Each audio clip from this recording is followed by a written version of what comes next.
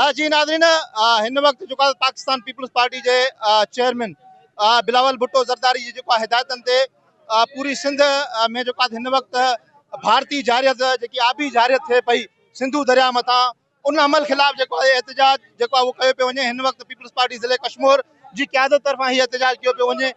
हिन एहतजाज में वॾी तादाद में जो जियाला शरीक आहिनि, ज़ोरदार नारेबाज़ी करे रहिया आहिनि। ही एहतजाज जो घंटाघर चौक खां पीपल्स पार्टी जी ऑफिस खां प्रेस क्लब ताईं जो वो कढियो वियो आहे।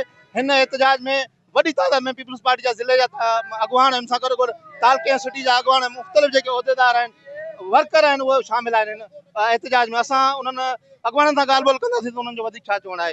साईं, सिंधु दरिया जेका असांजे जीआईपी जो ज़रियो आहे, सिंध जेका ज़िंदा आहे उहा सिंधु दरिया जे करे आहे। उन जे करे असांजो जीअण मरण उन सां गॾु आहे ऐं इहो पाणी जा मसइला घणे वक़्त खां हलंदड़ आहिनि। असांजो हिंदुस्तान सां बि सिंतास मुआइदो थियो 1945 में। उन मुताबिक़ सिंधु दरिया ते सिंध जे हक़ खे मञियो वियो आहे। लेकिन हाणे इंडिया उरहज़ुराई करे जॾहिं ॿोॾ जो पाणी अचे थो त उनखे छॾे था ॾियनि हेॾे, जॾहिं पाणी जी खोट थिए थी पाणी खे बंदि था कनि। उन जे ख़िलाफ़ चेयरमैन बिलावल भुट्टो ज़रदारी साहब गिलगित में इहो नारो हुयो त सिंधु सिंध लाइ वहंदो रहंदो। तंहिं करे अॼु उन खे कंदे फॉलो कंदे असां सॼे सिंध में रैलियूं रुॻो हिते असां वटि कश्मीर कंदकोट में न आहे। हाणे सिंधु दरिया खे बचाइण लाइ ऐं इंडिया खे चैलेंज करण लाइ त उहो पंहिंजे रवैये में तब्दीली आणे ऐं सिंध लाइ सिंधी मरंदा, सिंधु खे बंदि करण न छॾींदा। सिंधु असांजी लाइन ऑफ लाइफ लाइन आहे, उन में असां कॾहिं बि पोइते हटी नथा सघूं। हीअ असांजे लाइ आबनाए हरमज़ आहे, हू कौड़ो पाणी आहे, सिंधु जो मिठो पाणी आहे जेको असांजे जीआईपी जो ज़रियो आहे। जेकॾहिं ईरान अमेरिका सां विढ़ी थो सघे त इंडिया जी का हैसियत ई कोन्हे जो असां हुन सां मुक़ाबिलो न कयूं। अॼु असां हुनखे वार्निंग था ॾियूं, चैलेंज था कयूं। कॾहिं बि सिंध जे मथां दाड़े ॾियण जी कोशिशि कयं त असां हुनखे नेस्तो नाबूद करे छॾींदासीं। मरसूं मरसूं सिंधु न ॾिसूं, उन नारे खे जेको आहे असांजे सिंध जे सदर निसार अहमद खोड़ो साहब ज़िले जे हर हेडक्वार्टर में अॼु रैलियूं कढण जो हुकुम ॾिनो।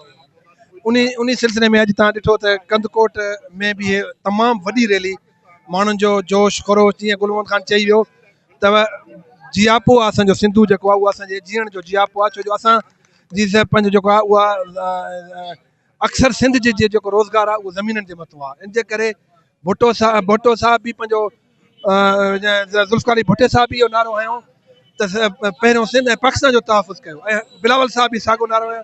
ऐं अॼु इन सिलसिले में असां उन नारे जे खे पंहिंजो दुनिया खे ॾेखारण लाइ पंहिंजो रैली कढी वियूं आहिनि ऐं वॾी तादाद में जेको माण्हू चेयरमैन बिलावल भुट्टो साहब जी हिन सदे ते असां रैली कढी आहे। इहो हिंदुस्तान जो जेको मुआइदो हुयो, जीअं खान साईं ॻाल्हि करी 1945 जो सिंध एक्ट तहत उन मुआइदे खे बरक़रार रखणु खपे। नई हिन असांजो पाणी बंदि कयो त असांजो लास्ट बॉर्डर इहा बि हूंदी, लाइन इहा हूंदी त असां जंग करण लाइ बि तयारु आहियूं। सिंधु दरिया में पाणी जी खोट के ख़िलाफ़ असां एहतजाज कयूं था। सिंध धरती के तक़सीम के ख़िलाफ़ भी जेके साज़िशूं थियनि था असां उन जे ख़िलाफ़ भी जेको आहे ही धरणो आहे। सिंध जेको आहे असांजो कराची खां वठी कश्मीर ताईं, कराची असांजे सिंध जो दारुल हुकूमत आहे। इहो ई असांजो नारो आहे चेयरमैन साहब जो, मरसूं मरसूं सिंध न ॾिसूं। इंशाअल्लाह सिंध धरती ते पंहिंजी जान बि कुर्बान। तव्हां ॾिसी रहिया आहियो वॾो जुलूस आहे, वॾो जलसो आहे।